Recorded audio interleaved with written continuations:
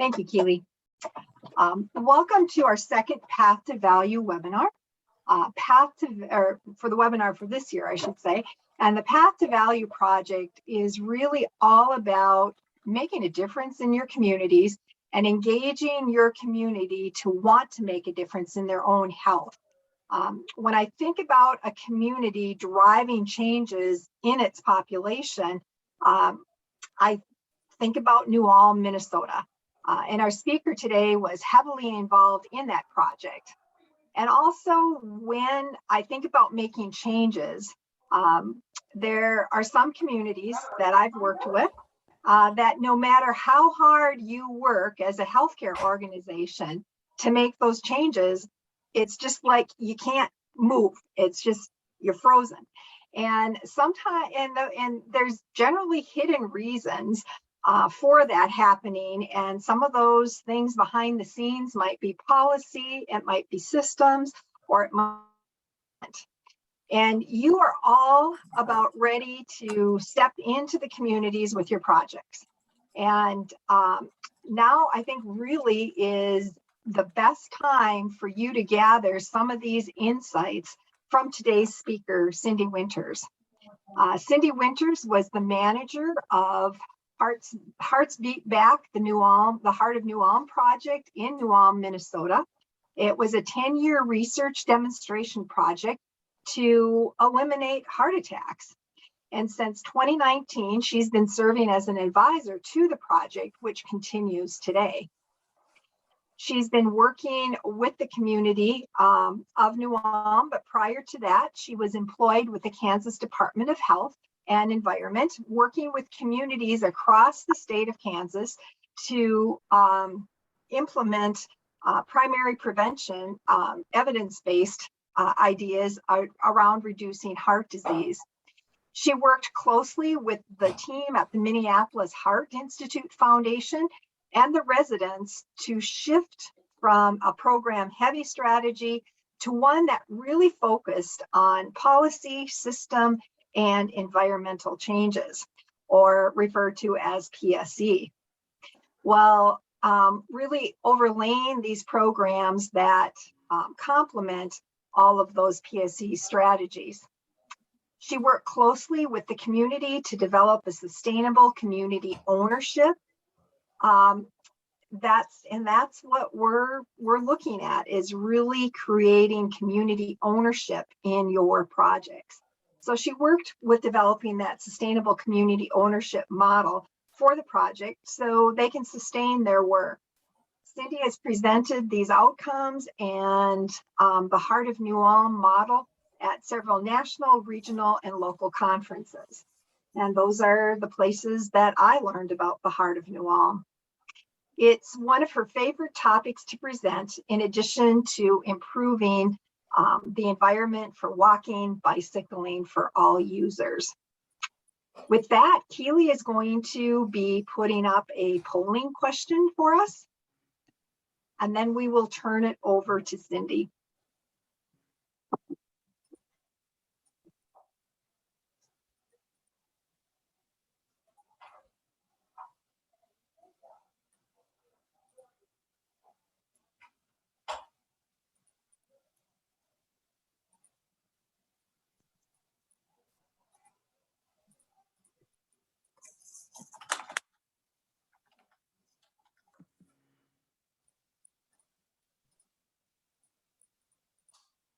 Cindy has asked me to let you all know that she is very happy to entertain questions at any point. So if you have a question, please place it in the chat box, and Keely and I will be monitoring that chat box and let Cindy know that there is a question there. Okay. Thanks, Deborah. All right. Yes. Thank you so much for inviting me to present to you, because as Deborah said, the Heart of Nuance project is my favorite thing to talk about, and policy systems and environmental change, though it's hard work, is one of the things that I really love to do, because I've experienced what policy systems and environmental change, how it impacts my life and how it's helped to make changes in my life. So the title of this project is to improve health where health happens. And now my screen is frozen. So I apologize. Yeah. Okay, so what surrounds us shapes us. So 80 to 90% of our health is influenced by what happens outside the health clinic. And where we work, live, play, and live does have a huge influence on our health. The choices that we make are determined by the choices that we have available to us. And it isn't always about knowing the right thing to do, but having the opportunity to choose the right thing to do. So the information that we share and disseminate makes a difference, but it's not enough to just tell someone to change a behavior. There's many outside influences that affect why someone does or doesn't choose to engage in a healthy behavior. And some of the barriers that exist for health behaviors are related to our busy schedules. Some of us don't feel like we have the time to change our current habits to adopt new ones. Availability also comes into play. What if the choices we're promoting aren't readily available? We can't really choose them then, can we? And is there somewhere safe for me to leave my bike if I do decide to ride? Is there a safe route to walk or bike to a location? We know that taste and cost plays a significant role in the decision-making process. Also, are our family members or friends in the community displaying healthy behaviors? We know that we're influenced by the behaviors of those that we spend time with. And advertising also plays a role. How do we know what's healthy and what isn't? Messages around a healthy diet are and seem to be a moving target. So what happens? We quit paying attention. So these are the objectives for today's presentation, sharing the lessons the Minneapolis Heart Institute Foundation learned from the 10-year research project, the Heart in Nuance. The research started in 2009 and ran through 18. The project continues today as a community-owned and driven health initiative that is funded by a variety of community partners. The vision for the Heart in Nuance project was to eliminate heart attacks, which was a bold vision. But community transformation requires something bold. Without that bold vision, you won't be able to incorporate new strategies or get outside of your comfort zone.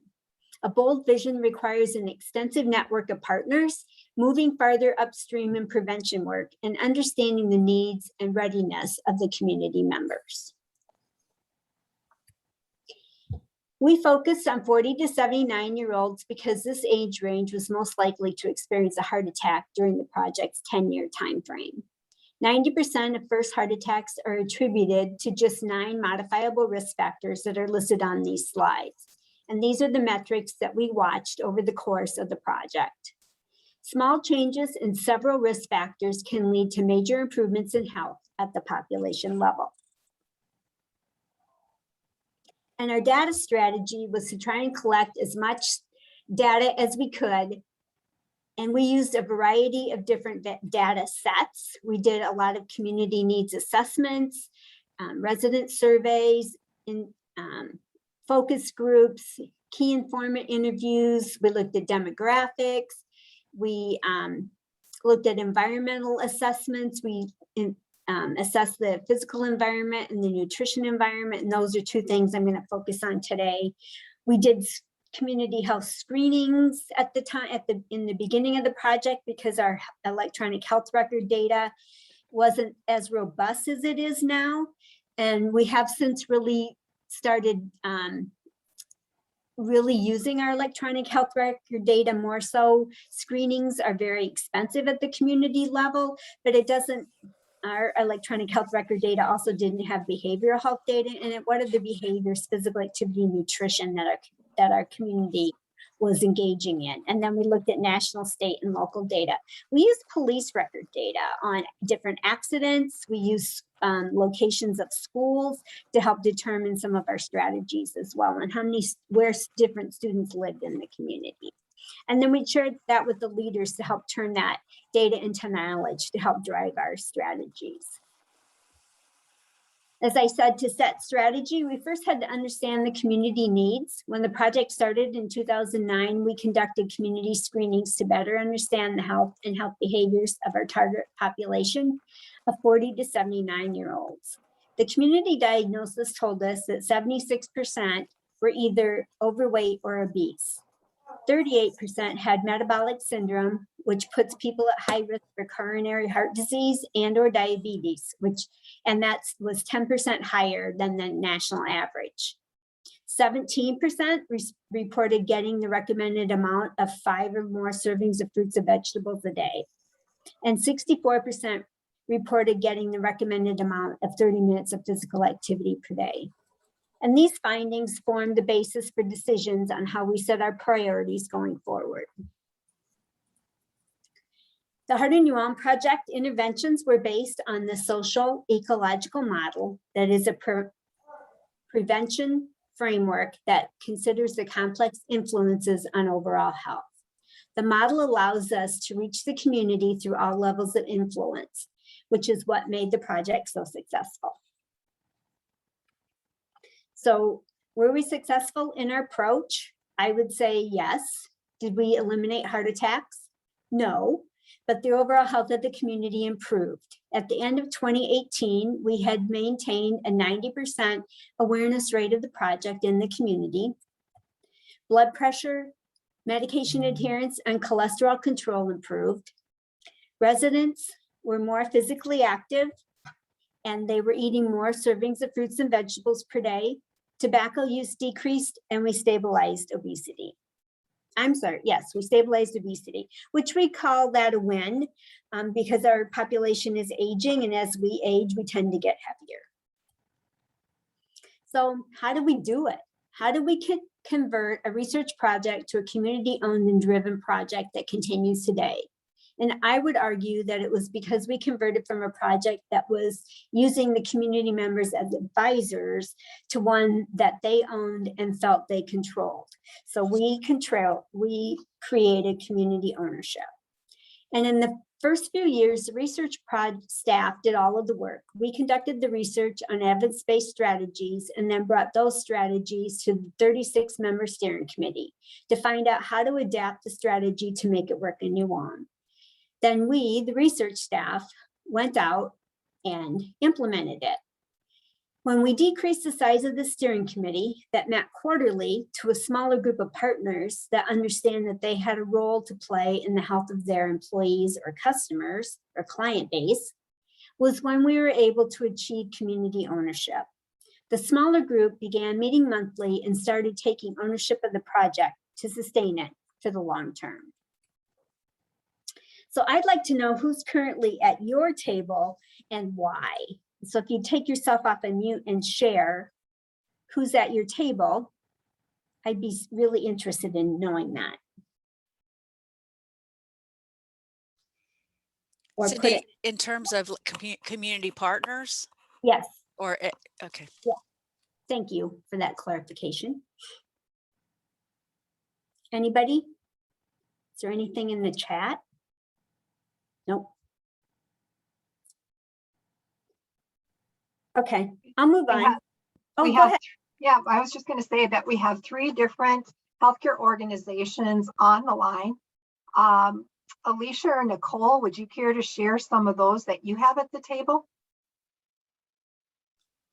Looks like Alicia did Sure, share this is Alicia from Lakewood. Oh, okay. All right.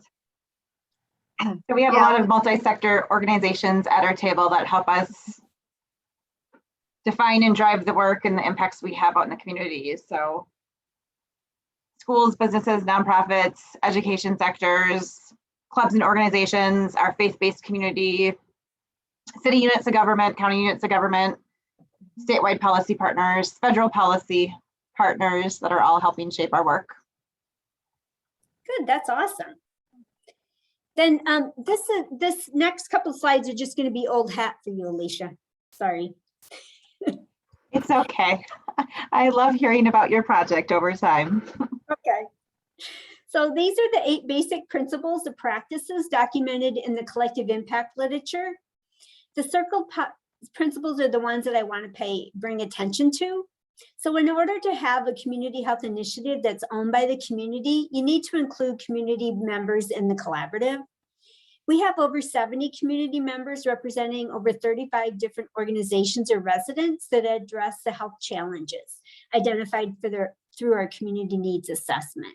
We actively recruit members we know that are passionate about the work or have a skill set that we need. The people around the table understand that they have a role to play in the development and implementation of our various initiatives. And this really allows us to customize the evidence-based interventions to fit our community and our resources, creating a stronger sense of community ownership. So who should be at the table? Well, this will look different in every community depending on the organizations and resources available.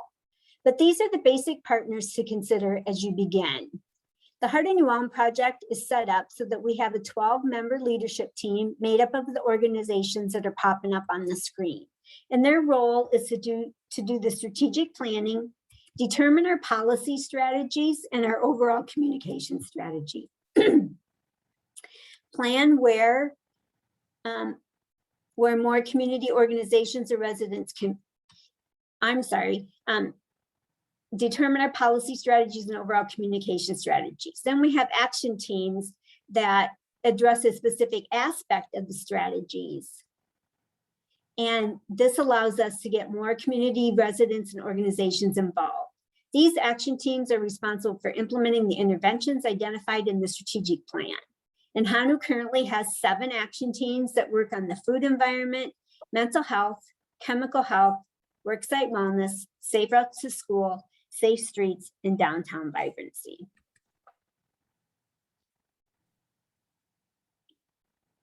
One of the reasons that we have recruited businesses to our leadership team and have a downtown action team is that prevention means business. A healthier community translates into more money flowing through the community to support businesses. Healthier employees that cost their employers less, they stay longer and are more productive. One thing that I want to say about the various partners, it isn't always about having the right organization at the table, but also the right person from that organization. And I'll share an example of what happened to us in Nuance. So city government is a key partner and decision maker in the work that we do to improve the environment for physical activity. They need to be at the table, but it isn't always about the organization, but the people representing that organization. The initial city representative on the HANU leadership team really didn't understand their role or responsibility for being on the team. Their title indicated otherwise, but the individual caused the team to have several circular conversations that weren't allowing us to get anywhere. So it was decided that a different individual from the city needed to be their representative. So it was, since we have replaced that person, we haven't had a circular conversation since. And it's not easy to replace people on the team, but if you see that attendance is waning and that you're really not making any progress, then it's critical to the overall health of the group to make sure that you're moving forward and find someone else that can replace them that understands what they're there for. We're often asked how we got so many different organizations or individuals around the table. And if you work in the healthcare field, you naturally think health should be everyone's top priority, but that isn't always the case for those outside the field. In order to bring a non-traditional partners to the table, we have to learn to speak our partners' language and learn what motivates them and their organization. Once we understand that, then we can wrap health around their motivation. It has to be about them and not necessarily about us. We also have to keep reminding ourselves that this is a partnership and we need to be willing to let go of all control and let those that we bring to the table do what we brought them to the table for. And healthcare needs to take a back seat and provide support. So I'd like to introduce you to Audra, the Chamber of Commerce president in Nuance, and one of my favorite people because she challenges me to think differently. She was one of our first recruits to the leadership team. I mentioned earlier that we have a downtown action team that functions out of the Chamber of Commerce office. The goal is to revitalize our downtown. make it a more vibrant, inviting area where residents want to spend more time and money. Having a vibrant downtown also increases opportunity for social connectedness and provides opportunities for physical activity by being able to walk or bike downtown. This picture was taken when the healthcare system came to Nuance for a site visit to help them understand and experience the Heart of Nuance project firsthand. She spoke to them as a representative of the leadership team and provided them with these takeaways when working in their communities. So, do translate public healthies to business language. Do celebrate small victories. Do engage business champions. Don't give them the answers. Don't view them as an experiment. Don't be judgmental, and don't underestimate culture and history. The Chamber of Commerce and business community have really taken ownership of the Heart of Nuance project. They feel it's critical to the community to continue to work on the mission of the project because they see the value it brings to their businesses and their employees. When it looks like the initiatives and our measurements are getting too health system focused, they are quick to remind us this is a community initiative and we need to present the information differently. Of the 100 largest employers in Nuance, over 40 of them now have a wellness committee that works on employee health and wellness. None of these committees were in place prior to the Heart of Nuance project. Building functional, strong, and successful partnerships takes time to build a high level of trust. Trust is key in this work. And one way that we've done that with our leadership team is using the acronym CASH. Connect with members of the team. Get to know each other on a personal level. I know in small communities, we think we know people, but we may not know them at the personal level.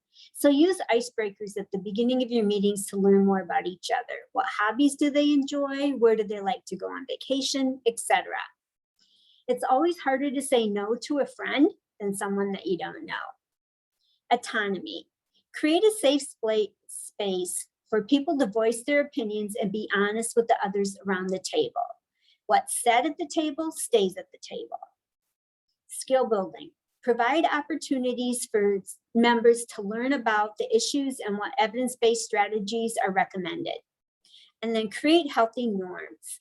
Develop rules or procedures for how the meetings function and make sure everyone around the table understands their roles and responsibilities. Taking a community ownership and sustainability approach when developing your initiative allows you to take a close look at community programming. This close look at the community allows you to take advantage of mutually reinforcing activities. I like to look at this through the policy lens. What programs are currently happening in the community that can be paired with the policy initiative? By taking this approach, it allows you to demonstrate to the community the need for the policy, especially in a community that's not familiar with this type of work. Pairing activities with policy messaging helps to make the case for the policy and gain community support and ownership.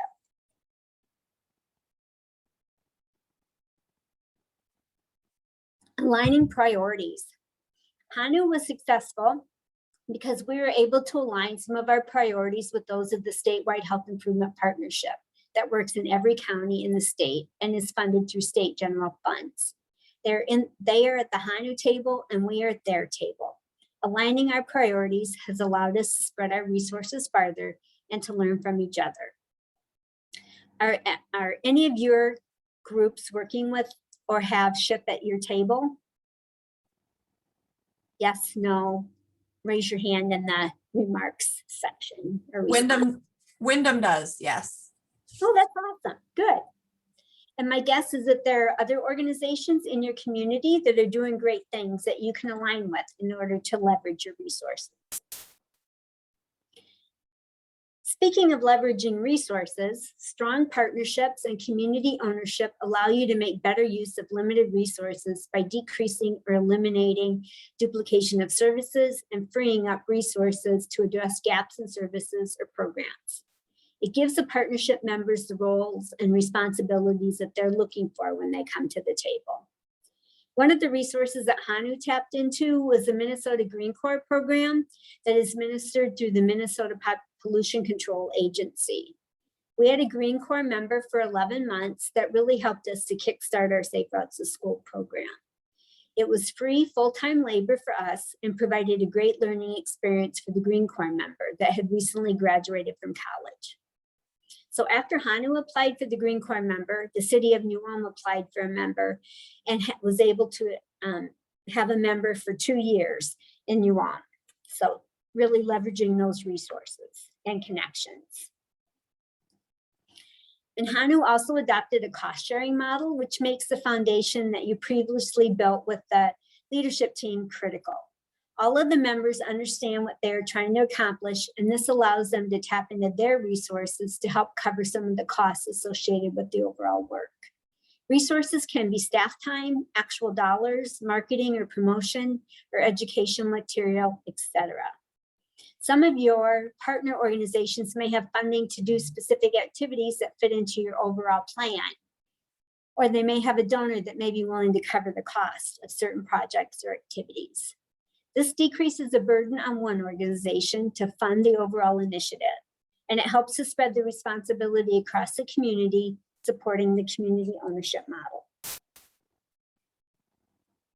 I get to be one of those community members that's on the Part of New Ulm Executive Committee.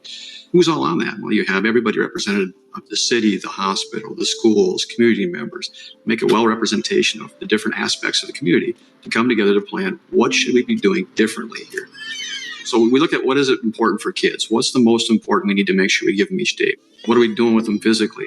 We encourage them to walk to school or bike to school. Do we encourage healthy meals, healthy snacks? If the kids do walk to school in the morning or bike to school, their minds are ready. They've already physically done the exercise. They're ready to sit down and settle down for their morning routines in the classroom. So our job, if we're going to teach them academics, is to first get their mindset, get them ready. And being physically active is one of those keys. So that was Jeff Bertrand, Superintendent of Schools in New Ulm. And he's one of the leadership members, as he mentioned.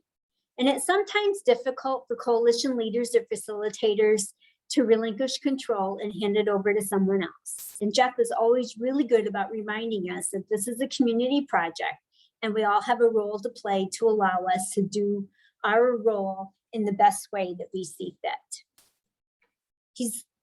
I always have Jeff Bertrand's voice in my head when I make decisions and think about how to present information to the community. So I've mentioned this before, and Deborah mentioned this in the opening too, but I think it bears repeating that the Heart of New Ulm started out offering many programs to get the community engaged in the project so that the residents could learn what the project was and what we were trying to accomplish. And this really helped us achieve our 90% plus awareness rating, along with our overall communication strategy.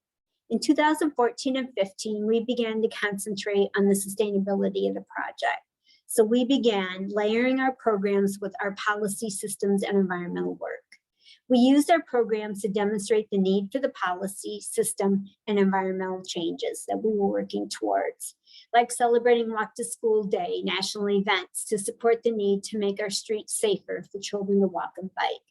Even though children were not our target audience, making changes to the built environment so it's safer for them to walk and bike, which who doesn't want to help kids be safe, also makes it safer for our target audience so that they were more likely to walk or bike as a form of transportation and recreation. And I would also argue talking about walking and biking as a form of transportation, and just don't do it because you're trying to improve their free time recreation, because a lot of people don't have free time anymore. And so I'd like to know, what does your team need to know about PSE work in order to be successful?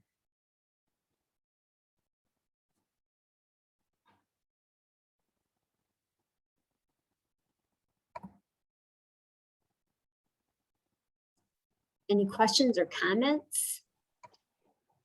This is Alicia at Lakewood again. So, vast experience doing some PSE work across communities over a couple decades, from Duluth down to St. Cloud and here in Staples now. And obviously it's work that, has been identified to make some significant differences across the communities and those we serve. I think collectively, though, as a cohort, we should continue to explore and evaluate some health equity within this space, and determining that while PSE has a great platform to make enhancements across our communities, quote unquote, for all, the ability for a single mom's young children to be utilizing the bike trails is different than me and my children's utilization of that same trail.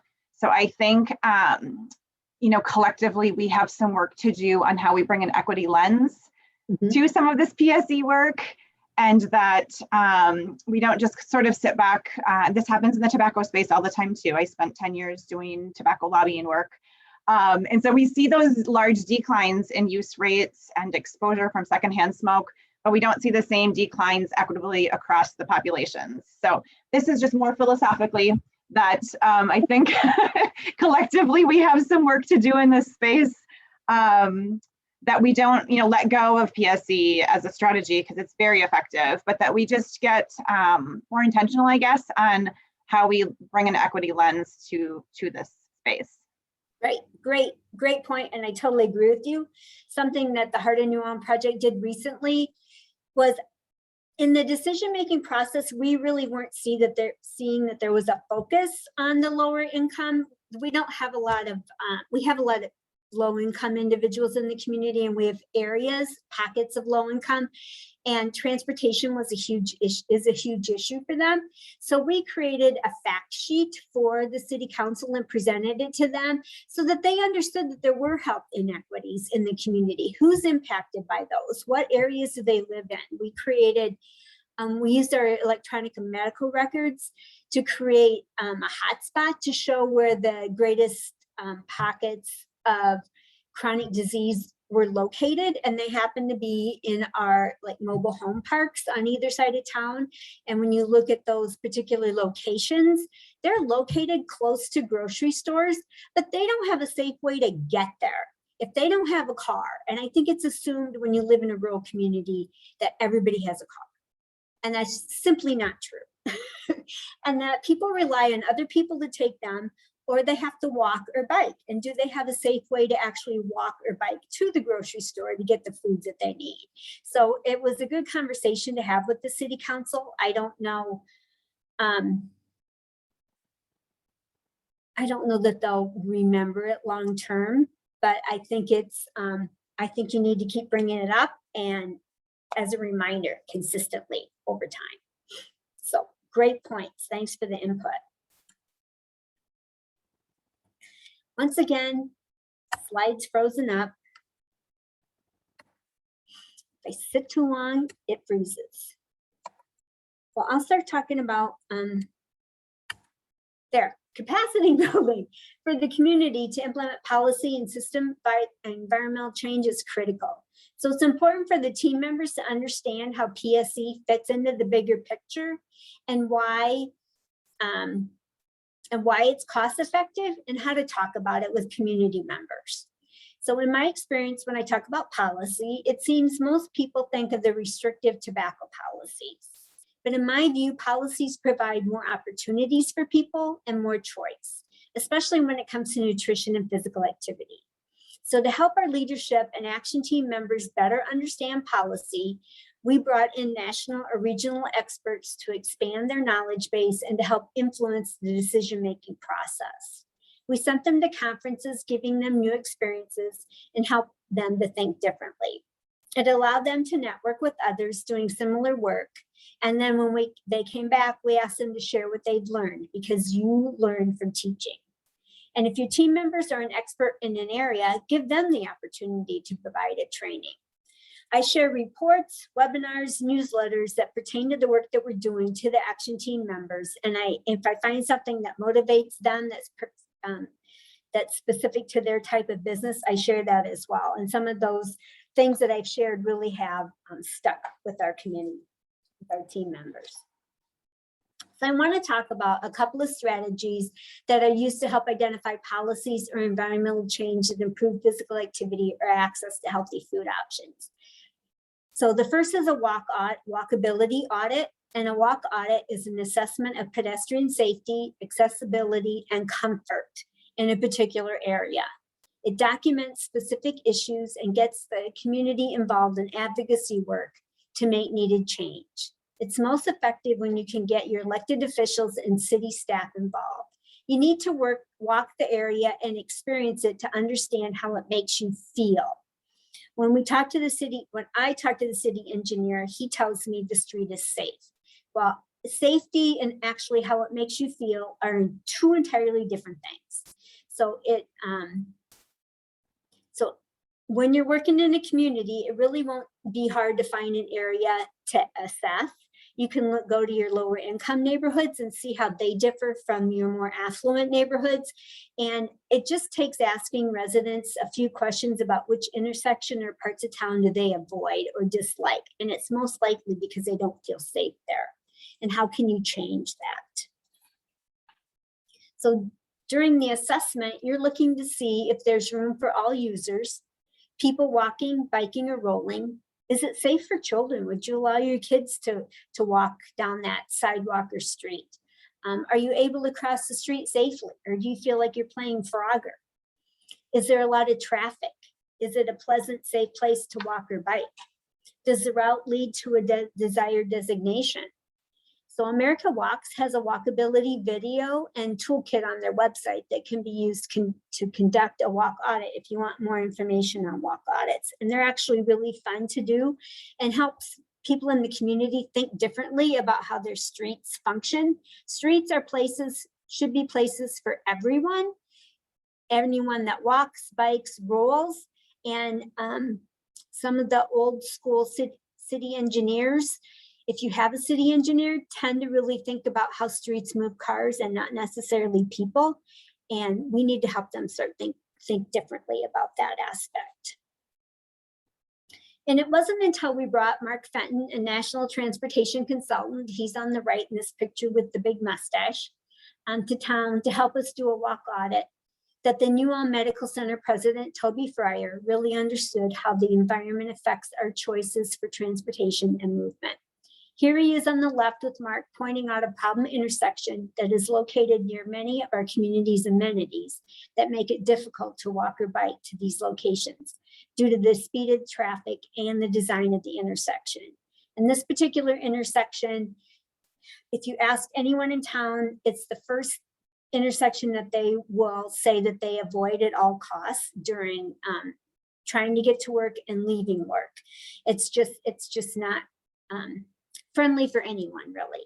And so now Toby tells me that Mark is one of his favorite people and that he's continually talking to me about PSE. So he got it after Mark came to town, even though I've been talking about it for a couple of years, sometimes it just takes a different voice. So as a result of having conducted our walk audit in the area that we did, the area we did was located near 3 schools, the public health department, social service agency, and the community recreation center. And so as a result of doing this walk audit in the area, the city installed a mid-block pedestrian island to make crossing the street safer for children walking or biking to those 3 schools that are located on one side of the street, clients walking or biking to the public health department and the social service agency, as well as the recreation center. And this mid-block crossing has become very popular and is well used. We still haven't been able to impact the design of the intersection, but we have had conversations about it. The city knows that they need to do something. It's a combination of city and county owned streets, and the county is aware that there needs to be a change. It's just a big dollar ticket item. And so we have to wait until we have the funding to do it. But those conversations and that audit really helped point out the fact that I think people knew it was a bad intersection, but now they're willing to talk about it and admit it. So our PSE work has also included installing Hanu bike racks around town to encourage people to bicycle and conducting bike rodeos. We purchased a fleet of bikes and a trailer so that the schools could use the bikes to teach the Walk Bike Fun curriculum in their physical education classes. And we also use the bikes at bike rodeos because the police department had told us that they used to offer bike rodeos, but parents wouldn't bring bikes to the bike rodeo. Well, that's like having a rodeo with no animals. So you need something to ride. So we applied for and we also applied for the bicycle friendly community designation early on. And filling out that application really helped us understand what additional things we needed to work on to be able to be recognized as a bicycle friendly community. And in 2017, we were recognized as at the bronze level for the bicycle friendly communities designation. And we recently were re-awarded that designation. So we're now recognized at the bronze level through 2025. And what's really nice about filling out that application, they also, the League of American Bicyclists sends you a report card and gives you ideas of things that you should be working on over the course of the next 4 years so you can move up a level. And then if you've ever been to Nuance, you know that we're well known for our festivals, Shell's Brewery, and German heritage.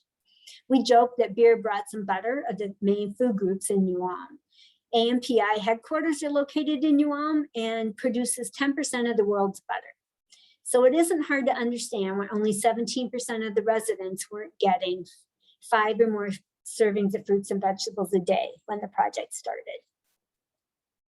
So to better understand the food environment in Nuance, we took the basic premise of the walk audit and applied it to the food systems to better understand the barriers to healthy food options and help identify opportunities for partnerships and interventions. The team toured many of the locations in Nuance that are involved in growing, providing, selling, and serving food.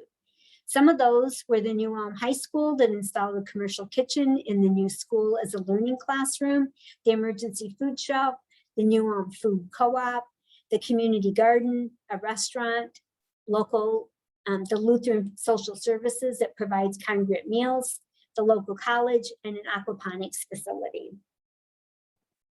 The team asked the managers a variety of questions about how the food is purchased, the delivery mechanism, the customers, etc., to really understand the challenges and successes in the community.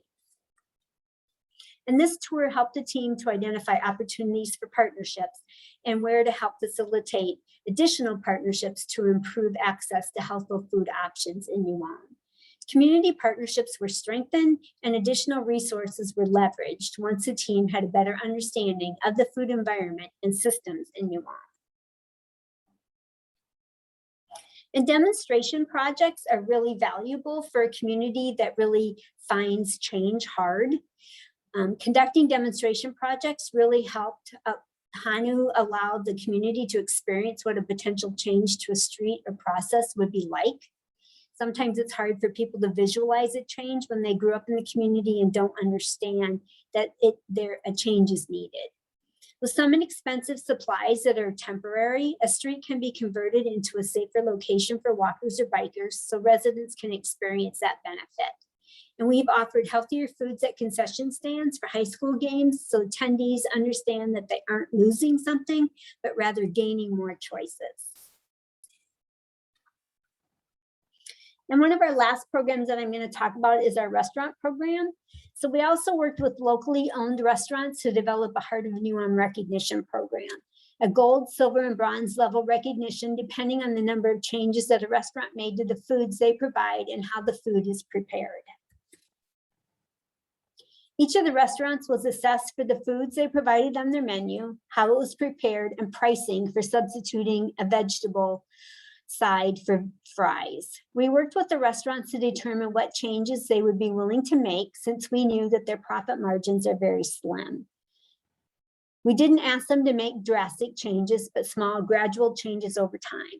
We promoted those restaurants that chose to work with us through our social media channels, our monthly newsletters, and other communication channels. We promoted the changes to in their facility so that their customers knew they had healthier options available. By the end of 2018, nearly all of the locally owned restaurants were participating in the program. And the healthy practices that we really focused on are listed in this chart. So some of the practices, this chart shows you the changes from 2011 when we started the program through 2018. Nuance residents now have more non-fried vegetable options when dining out. You'll see that the fruit options dropped, but it's harder to provide fruit because it doesn't last or keep as long. Small portion sizes increased drastically. Whole grains increased slightly, but we didn't concentrate on this change as much as some of the others.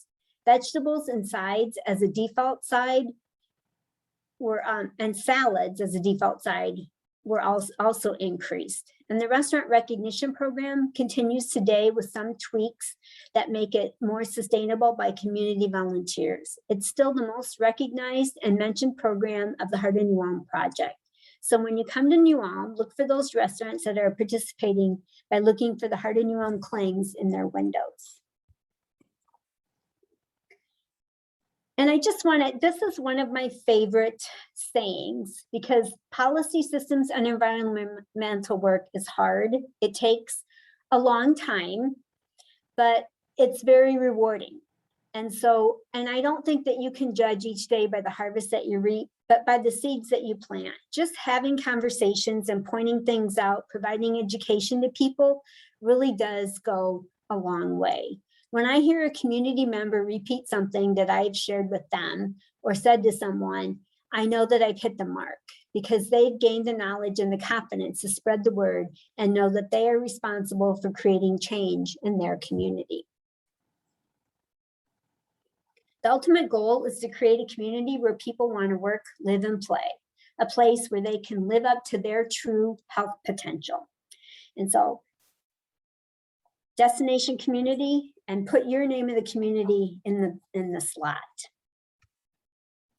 So I want to thank you so much for your time and attention. I believe that we have some time for questions. So if you want to ask a question, once again, take yourself off and mute, raise your hand in the response section, or put your question in the chat. I'd be happy to answer any questions.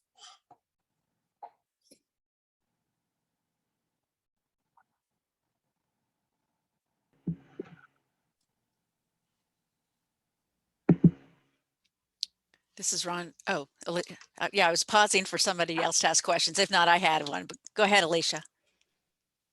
No questions, just a big kudos to you and your team and your partners for, expanding this work and all of our capacity and education in this space.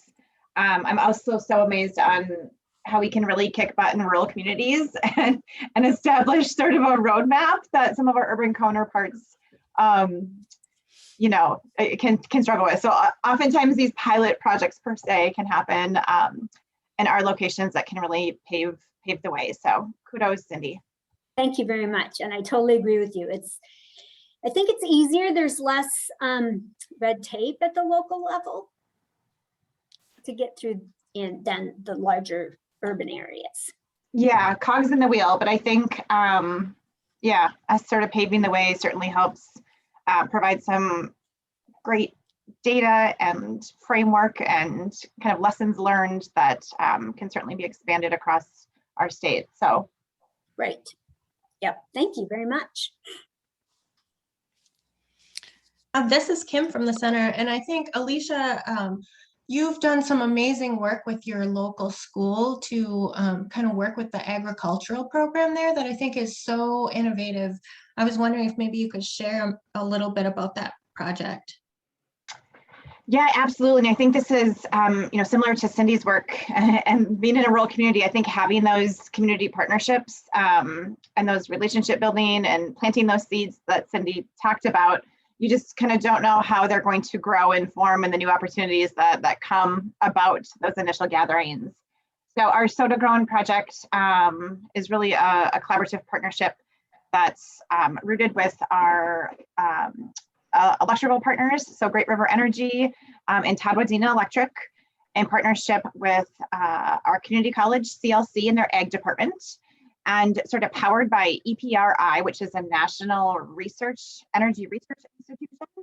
And then us have all come together to explore a 12-month hydroponic growing pod process to expand our growing season year-round here in cold Minnesota. So it's been a fun research project. EPRI is taking the energy research lens, sort of the cost of energy to grow in a variety of climates around the nation. So there's 6 demonstration sites. We are the most northern of them across the nation. So I will say in January, our production's a little bit lower than our friends in Southern California, but we're still showing up and growing green things. So Todd Medina Electric and TRE are measuring, they're kind of doing the research data gathering side of things on the energy use and the cost of that energy. CLC is incorporating their ag students in learning about hydroponic growing and utilizing this hydroponic 2.0 growing pod. So the pod can be controlled all on an app on the students' phones as far as moisture and water and nutrients and measuring the temperature and sort of surveilling the pod. And then all the food grown comes to Lakewood to be distributed through our food access initiatives and to expand healthy foods across our communities over the year-round growing season now. So it's an exciting new learning. We have learned that we are producing really expensive kale.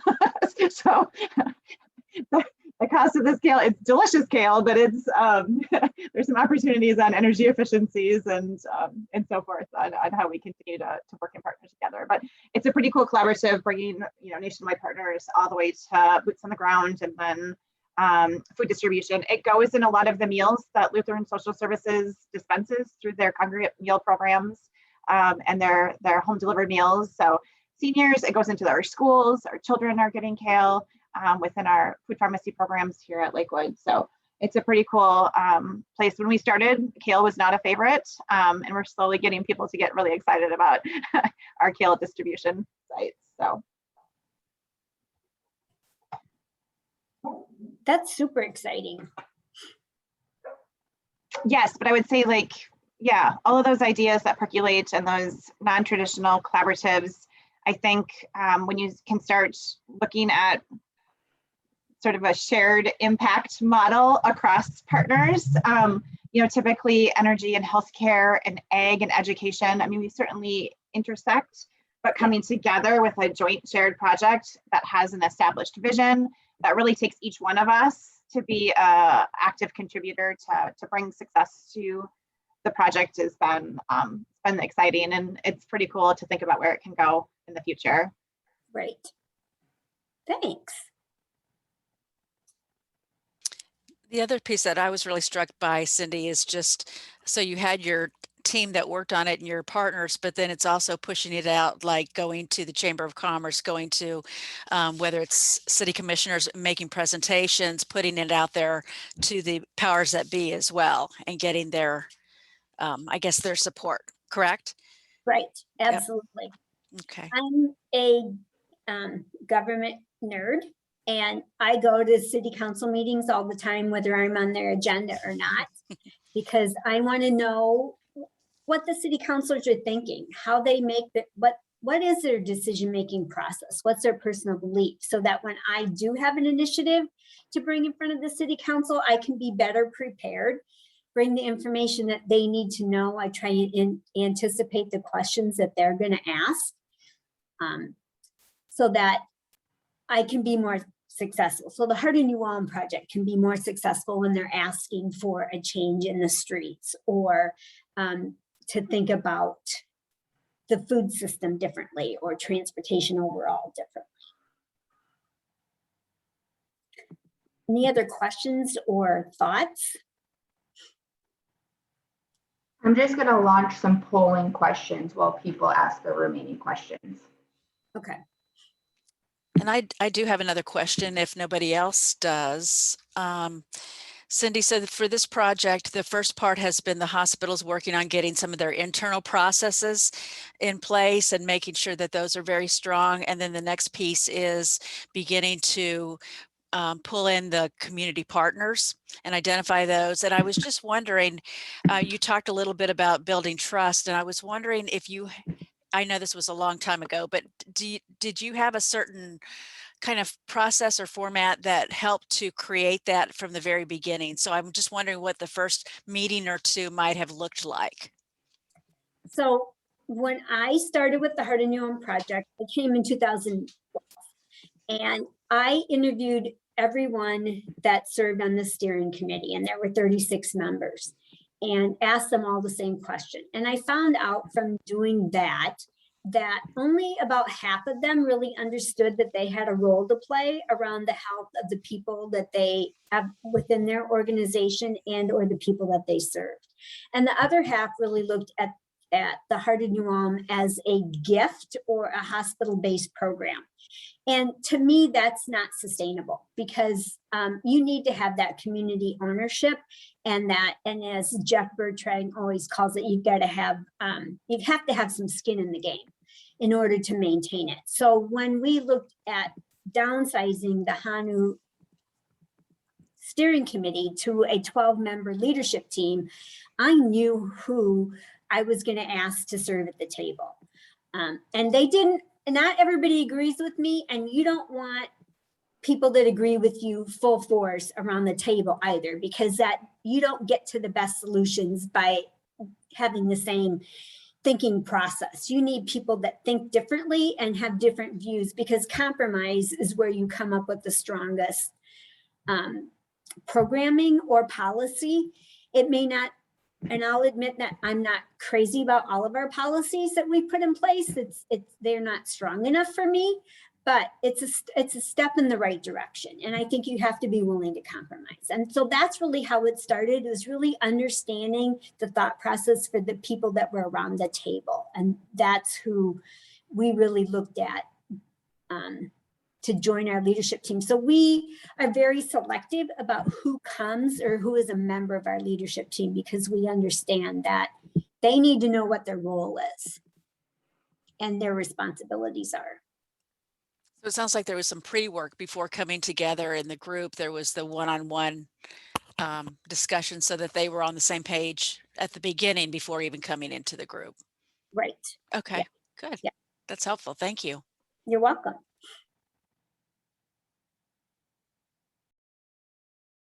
Any other questions or comments?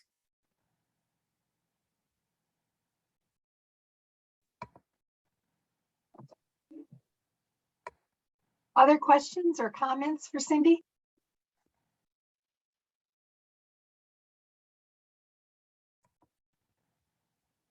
Well, if not, I really appreciate the time. Once again, my screen is frozen. I was going to share my contact information. Maybe it'll pop up.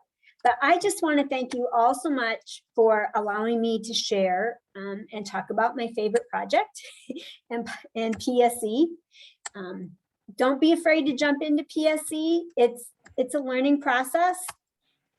And one of my other recommendations is don't be afraid to make a mistake, because we really learn from our mistakes. That's the greatest fear, is people are afraid that they're not going to be successful or that they're going to make a mistake, but that's where the greatest learning comes from.